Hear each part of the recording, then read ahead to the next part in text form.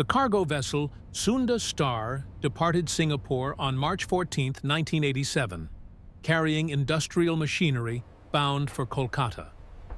8 crew members worked the routine crossing through the Andaman Sea under clear skies and calm waters. The forecast promised smooth passage. By the second night, conditions changed without warning. A tropical depression intensified rapidly into a cyclonic storm, striking the vessel with waves exceeding 7 meters and winds tearing at every structure above deck. The captain fought to maintain heading, but the storm overwhelmed navigation systems and flooded the engine room. Within 3 hours, the Sunda Star listed severely to starboard. The order to abandon ship came too late. Lifeboats launched into chaos. Most capsized immediately in the violent surf. Others vanished into darkness. The ship went under before dawn. A deckhand named Marcus Hendrick clung to a section of wooden cargo pallet, his body battered by waves and debris. He drifted unconscious for hours, the current carrying him southeast toward landmass invisible through rain and spray. When he regained awareness, dawn light revealed a shoreline ahead. Waves hurled him onto coral rock and volcanic sand. He crawled beyond the tide line and collapsed, coughing seawater and blood. His left shoulder was dislocated. Deep lacerations covered his arms and legs. Salt water had burned his eyes nearly shut. He lay there for hours, barely conscious, under a sun that felt like molten metal against exposed skin. The island stretched before him, covered in dense tropical forest rising from the beach. No structures, no boats, no signs of human presence. The isolation became apparent immediately. This was not a resort island or fishing outpost. This was wilderness held intact by remoteness and danger. Marcus stumbled into the tree line seeking shade. The jungle pressed in with suffocating humidity and insect noise. Vines hung thick. The canopy blocked most sunlight, creating permanent twilight beneath. Every surface crawled with life. Ants swarmed over fallen logs. Spiders the size of his hand occupied webs spanning between trees. The ground felt soft and treacherous, concealing roots and holes. Within minutes, he discovered the first snake, a Russell's viper coiled beneath a rotting palm frond. It watched him with unblinking eyes. He backed away slowly, heart pounding. The island had shown its nature. Fresh water became the immediate crisis. His throat burned with thirst, intensified by saltwater ingestion and dehydration. He searched the beach for any stream or spring. Nothing. The jungle offered no obvious water source. Rain had fallen during the storm, but any collection had already evaporated or soaked into porous volcanic soil. Marcus turned to survival knowledge absorbed from crew talk and maritime safety training. He cut sections of bamboo stalks using a sharp rock, checking each segment for moisture. Most were dry. A few contained small amounts of water, barely enough to wet his tongue. He drank slowly, knowing his body desperately needed liquid.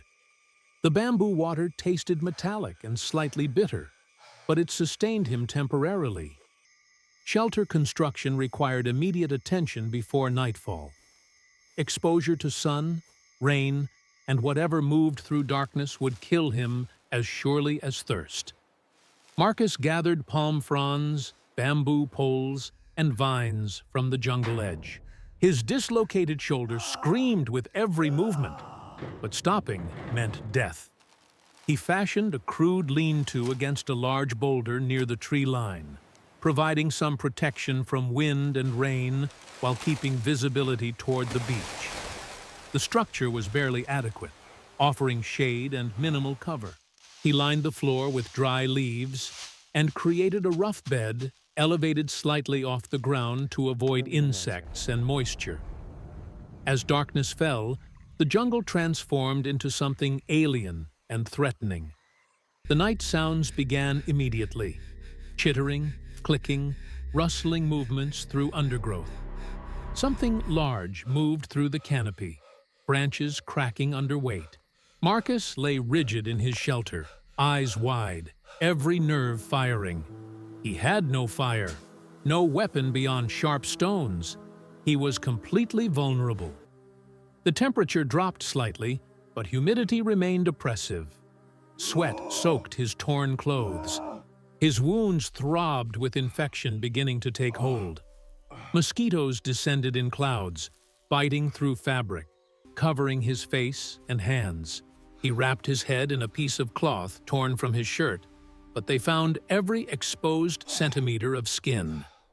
Sleep came in fragments, broken by fear and pain. Dawn brought relief and new awareness of his physical condition. His shoulder remained dislocated, the joint swollen and discolored.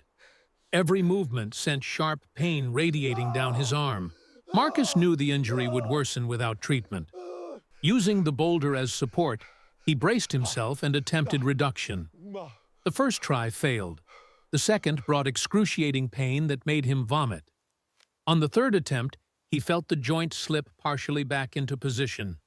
Not perfect, but functional enough to use the arm with caution. He fashioned a crude sling from shirt fabric to immobilize the shoulder. The relief was immediate, but temporary. Without proper healing, the joint would remain unstable and painful. Food became the next survival priority. His body was consuming itself, burning through energy reserves depleted by injury, stress, and dehydration. The beach offered possibilities. Marcus walked the tide line during low tide, examining rocks and shallow pools.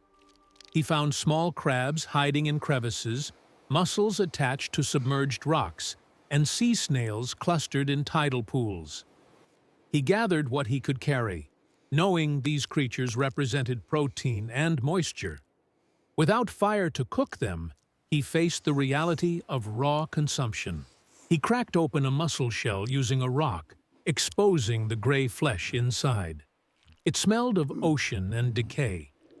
He forced himself to eat, chewing quickly and swallowing before revulsion could stop him. The taste was overwhelming, salty and bitter with texture like rubber. His stomach cramped immediately, but the food stayed down. The challenge of fire consumed his thoughts for days. Every survival account emphasized fire as fundamental to human survival.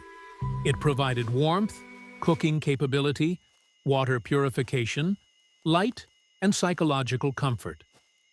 Marcus searched for dry materials. Everything was damp from humidity and recent rain. He collected the driest wood pieces he could find, storing them in his shelter to continue drying. He attempted friction fire using a hardwood stick and softwood base, spinning the stick between his palms until they bled. Nothing. Hours of effort produced only blisters and frustration. He tried striking rocks together, searching for sparks. The volcanic stone would not cooperate. Days passed without fire. He adapted by accepting raw food and cold nights.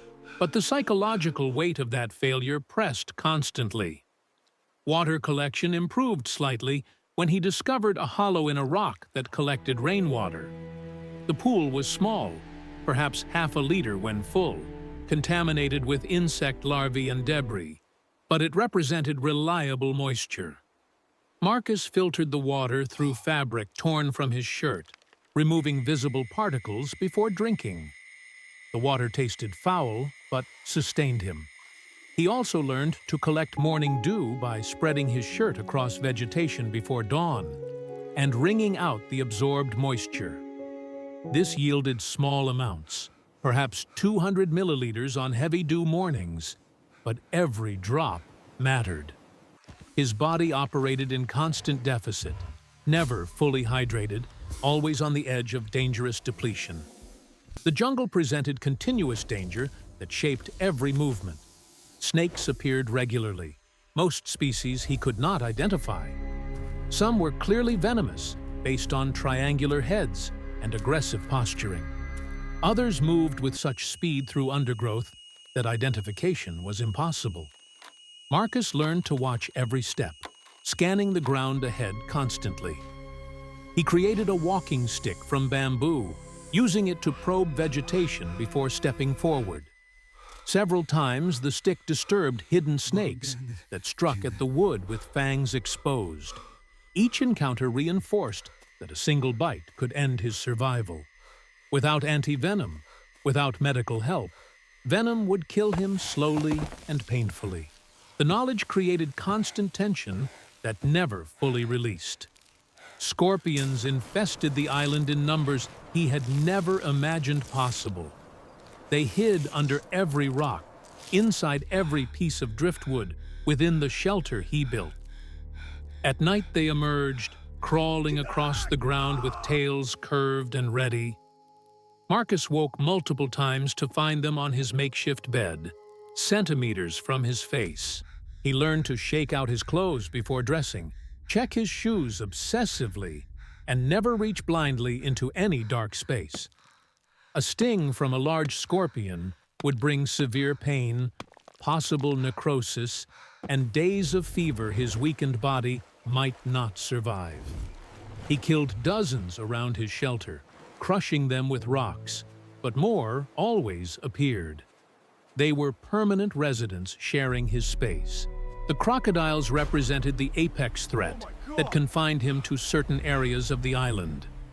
Marcus discovered their presence on the fourth day when he ventured along the shoreline seeking better fishing grounds. A muddy section of beach showed massive tracks, 4 clawed prints larger than his head leading from jungle to water. He followed the tracks to a small inlet where brackish water met the sea. There, basking on mud under full sun, lay a saltwater crocodile exceeding 4 meters in length. The creature's size shocked him. Its jaws could crush bone. Its bite force exceeded anything else on the island. The crocodile noticed him, turning its massive head slowly, calculating. Marcus backed away carefully, never running, never showing panic, until he reached safe distance. He marked that area as forbidden territory and adjusted his movements accordingly. The psychological burden of isolation grew heavier as days passed. Marcus kept no calendar, but he marked the shelter wall with a stone scratch for each dawn. The marks accumulated slowly, each one representing another day survived and another day without rescue. He talked to himself constantly, narrating his actions, telling stories from memory, singing fragments of songs forgotten since childhood.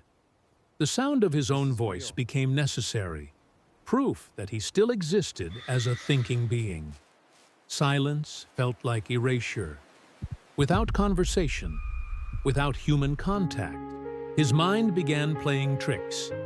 He saw movement in peripheral vision that vanished when he turned to look.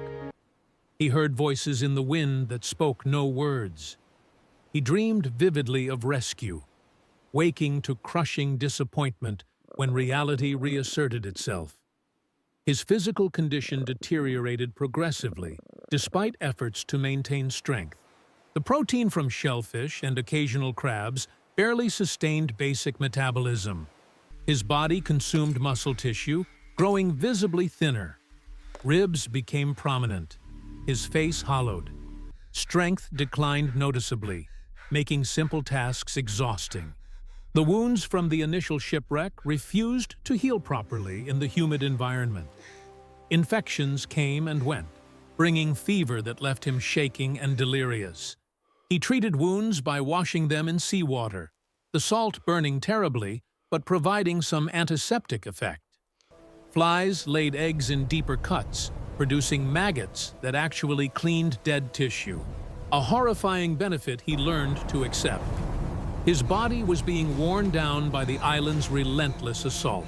A severe storm struck near the end of the second month, bringing torrential rain and wind that destroyed his shelter completely.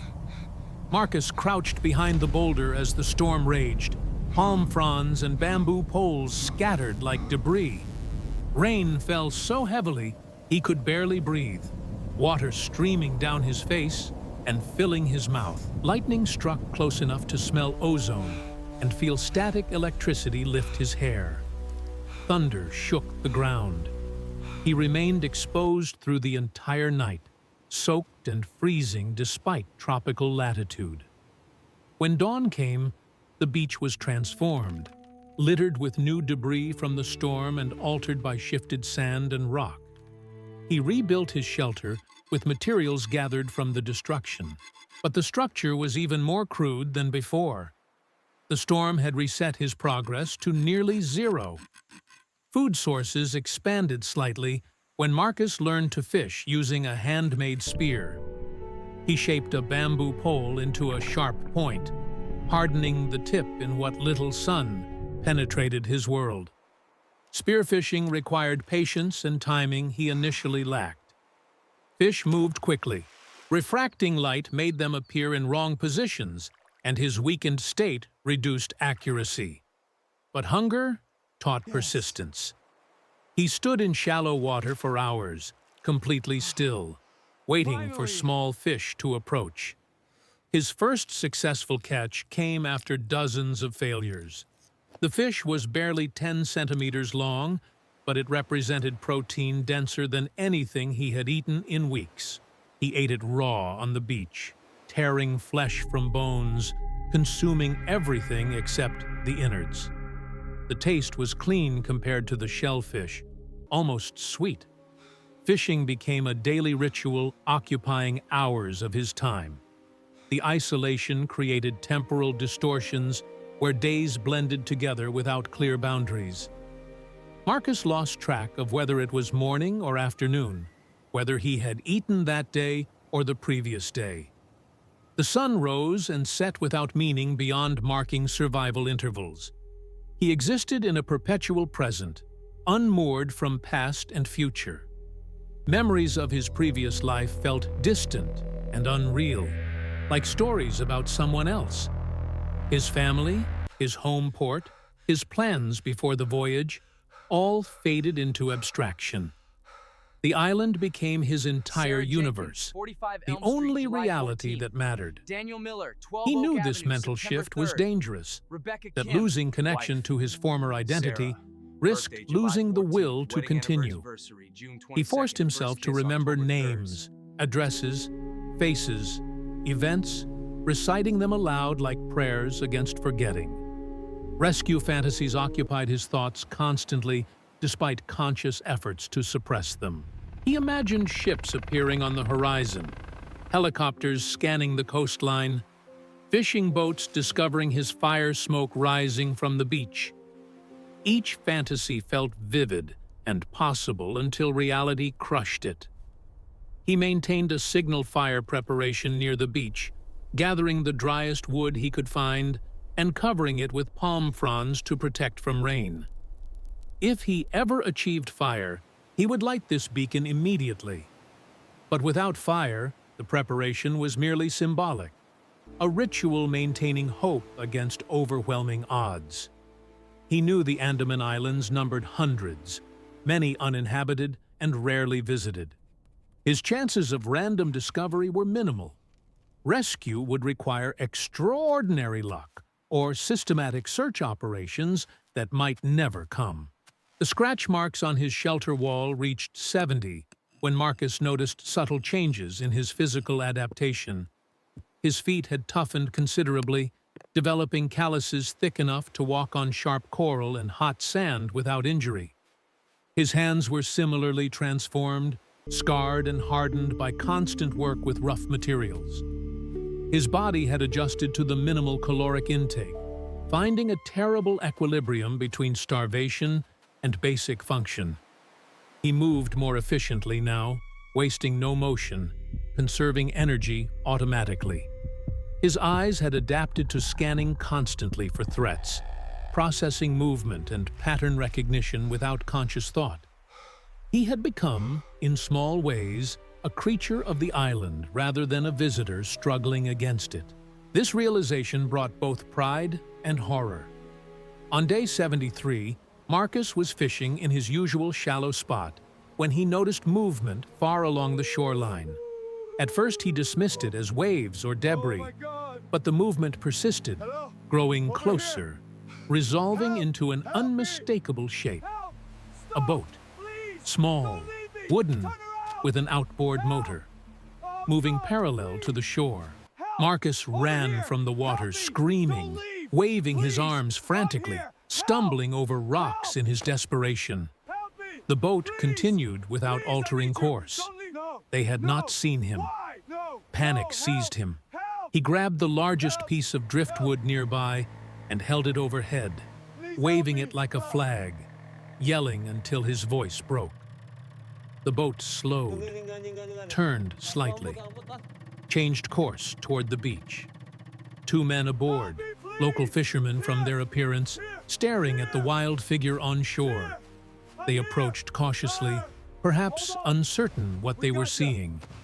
Marcus waded into the water, still shouting, still waving, tears streaming down his face. They reached him, pulled him aboard, spoke words he barely comprehended through the roar of emotion overwhelming every sense. The fishermen transported him to their village on a nearby inhabited island, where basic medical care addressed his most immediate needs. Authorities were notified. His survival story was documented. He had endured 73 days alone on an island that offered almost nothing except ways to die. His body carried permanent scars from infections, injuries, and malnutrition. His mind carried deeper scars from isolation that would surface in nightmares and sudden panic for years afterward. But he had survived, where most would have failed within days. Not through heroism or special knowledge, but through relentless adaptation, daily problem-solving, and stubborn refusal to surrender. The island had tested every limit of human endurance, and he had answered each test barely enough to see the next dawn. That was his victory, measured not in triumph, but in persistence against overwhelming odds.